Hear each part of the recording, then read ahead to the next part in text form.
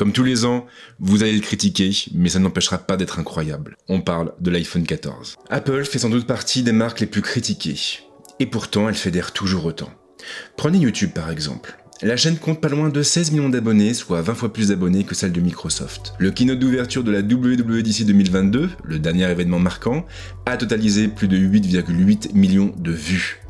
Quant à la vidéo la plus vue, il s'agit de celle du keynote de septembre dernier, qui a atteint les 59 millions de vues.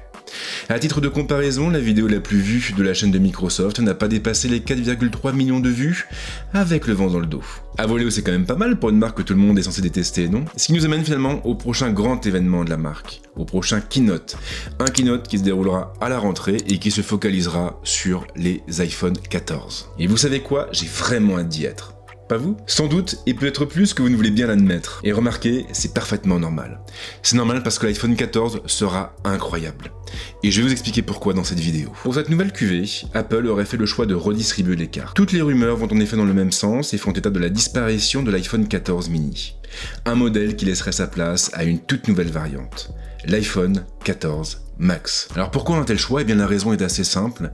Si l'iPhone mini a toujours eu ses fans, les ventes malheureusement ne suivent pas. En début d'année, Counterpoint Research a ainsi publié les résultats d'une étude portant sur le marché chinois. Là-bas, l'iPhone 13 mini ne représentait que 5% des ventes contre 21% pour l'iPhone 13 Pro, 23% pour l'iPhone 13 Pro Max et pas moins de 51% pour l'iPhone 13. Le marché chinois est bien entendu un petit peu à part, mais on peut imaginer que les ventes sont sensiblement les mêmes sur les autres marchés. Du coup, plutôt que de produire un téléphone qui aurait peu de chances de se vendre, eh bien Apple préférerait capitaliser sur un nouveau modèle. Un modèle qui, sur le papier en tout cas, ne semble pas manquer d'atouts. L'iPhone 14 Max présenterait en effet un encombrement comparable à celui de l'iPhone 14 Pro Max.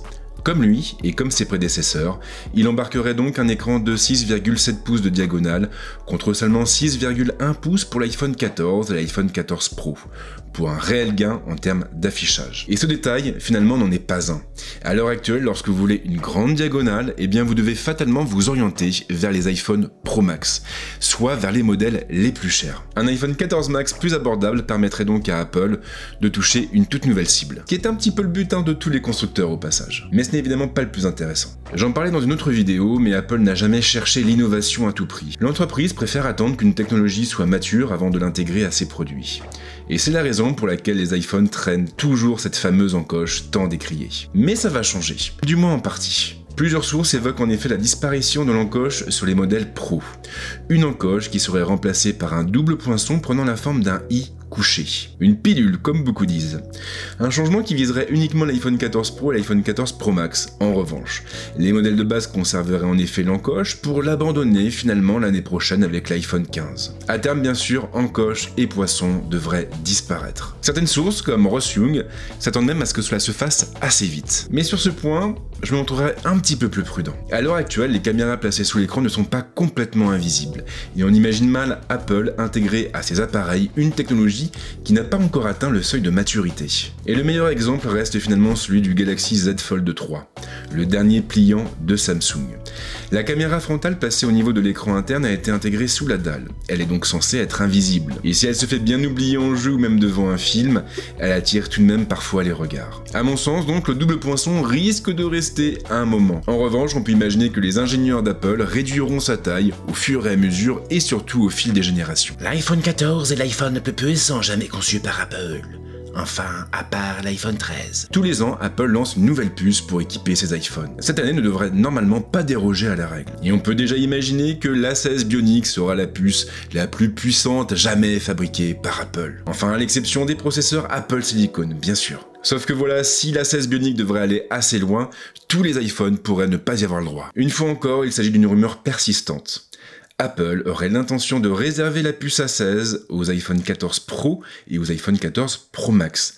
Les deux autres modèles conserveraient donc la puce A15 introduite avec les iPhone 13. Enfin, ça c'est une option et il y en a aussi une autre. Et là vous allez vraiment rigoler, ou pas. L'A16 Bionic pourrait effectivement être une puce A15 modifiée. Alors on le sait, mais l'industrie est frappée depuis plusieurs mois, plusieurs années par une pénurie. La fameuse pénurie des puces. Au lieu de développer un nouveau SoC avec tous les problèmes que cela comporte, Apple pourrait donc être tenté de rebadger la puce A15, et donc reprendre exactement le même procédé de fabrication avec 2 ou 3 ajouts mineurs. Et il faut bien le reconnaître, sur un plan marketing, ce serait beaucoup plus acceptable que de proposer l'A16 sur les iPhone 14 Pro et iPhone 14 Pro Max, tout en embarquant une puce A15 sur les iPhone 14 et iPhone 14 Max. Surtout que dans les faits, l'A15 reste un monstre de puissance. Un monstre qui n'a toujours pas été égalé. L'année dernière, Apple a fait le choix de réserver le ProMotion et donc le 120 Hz aux iPhone 13 Pro et iPhone 13 Pro Max. Cette année serait un petit peu différente. Tous les modèles pourraient en effet jouer cette carte. Une théorie qui ne fait cependant pas l'unanimité et qui semble même diviser les analystes. Et là, pour le coup, je pense qu'Apple n'a pas vraiment le choix. Le 120 Hz, le 90 Hz se sont considérablement démocratisés, à un point tel que même des smartphones Android d'entrée ou de milieu de gamme le proposent. Faire l'impasse sur un écran de ce type, sur un smartphone qui sera proposé autour des 900 €, ou du moins à partir de 900 €, me paraît quand même assez compliqué. Encore plus dans la mesure où l'iPhone 14 Max, de par son format, de par la diagonale de son écran, se prêtera particulièrement bien au multimédia et aux jeux. Mais la vraie nouveauté, cette année, se trouverait finalement ailleurs.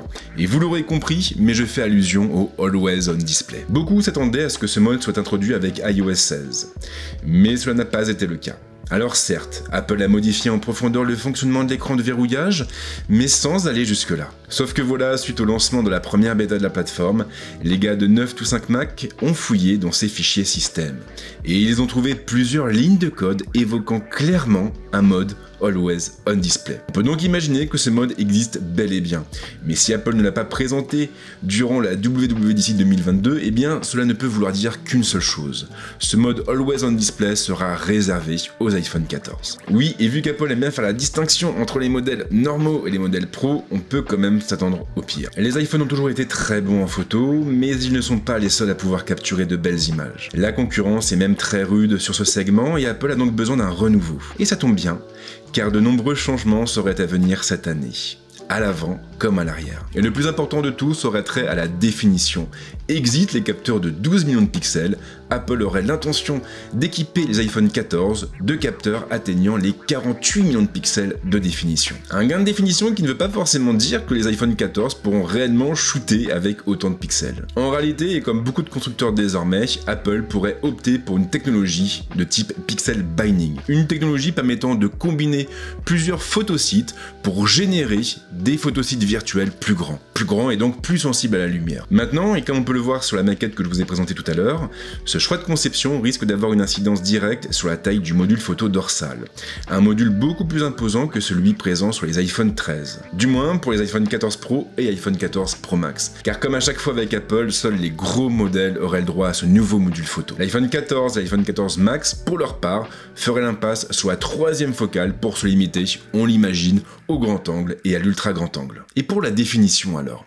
Eh bien là, c'est encore assez flou. On ignore si les iPhone 14 et iPhone 14 Max auront eux aussi droit à des capteurs de 48 millions de pixels. On se souviendra quand même que du temps des iPhone 12, le stabilisateur mécanique était uniquement réservé à l'iPhone 12 Pro Max. Les autres modèles ne pouvaient donc pas en profiter. Et ça a été exactement le même principe pour le fameux mode macro introduit avec les iPhone 13. Sauf que voilà, en plus, il faudrait aussi compter sur une nouvelle caméra frontale. Ming Chi Kuo s'attend en effet à ce que les iPhone 14 aillent un peu plus loin que les modèles actuels de ce côté, notamment avec l'arrivée, très attendue, d'un autofocus.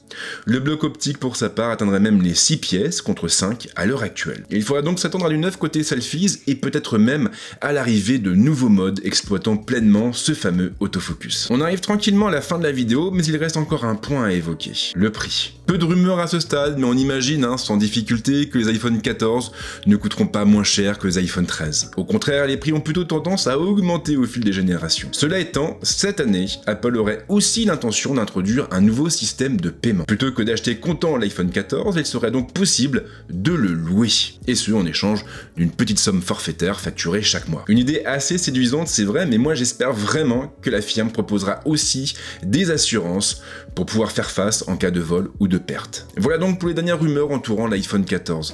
J'espère comme à chaque fois que cette vidéo vous a plu. Si c'est le cas, pensez à la liker, pensez aussi à la partager, et n'oubliez pas de vous abonner à la chaîne. En ce qui me concerne, je vous souhaite de passer une bonne semaine ou un bon week-end, et on se retrouve très vite avec plein d'autres vidéos. Ciao.